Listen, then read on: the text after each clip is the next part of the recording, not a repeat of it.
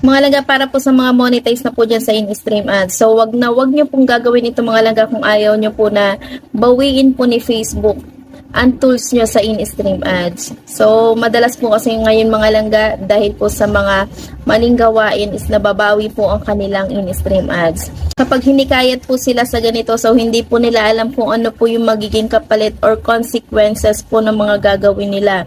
So, palibasa po sa tingin nila is kikita sila ng malaki, go lang po sila ng go. So, hindi po nila inaalam mga langga kung ano po yung pwedeng mangyari sa account nila. So, kahit po mga langga sa hindi pa po monetize. So, dapat po alam nyo ito mga langga para po aware po kayo kung sakali pong merong manghikayat sa inyo na gawin nyo ito. So, mga langga, ano nga po ba itong sinasabi ko? So, karamihan pong sa mga content creator is gumagawa po sila ng grupo. So, sa grupo na yun mga langga, nagpaplano po sila at gumagawa po sila ng click to click.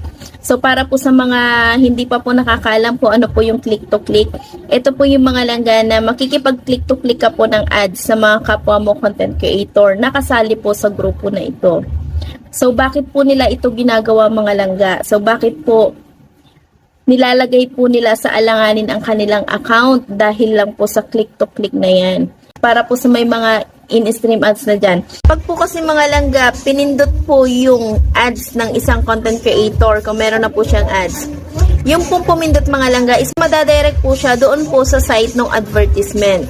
So, ang ibig sabihin po kasi ng mga langga is naging interesado po yung pumindot. And may chance po mga langga na bumili po siya ng produkto na yun. Kaya po tumataas po yung earnings ng content creator kung saan po nakalagay yung ads na yun. So, yung ibang mga langga, hindi po sila aware kung ano pong pwedeng mangyari sa account nila. So, mga langga, kapag po ganyan is madidetect at madidetect po or makikita at makikita po yan mga langga ni Facebook. Kasi po magtataka yan mga langga. Kasi bakit po ang laki-laki ng earnings ng isang content creator samantalang ang kanyang views ay napakababa lang. So, kahit sino mga langga magtataka. So, napaka-obvious po kasi mga langga ng mga gawain na ganyan. So, ang laki-laki po ng kinikita nila pero kaunti lang po yung views.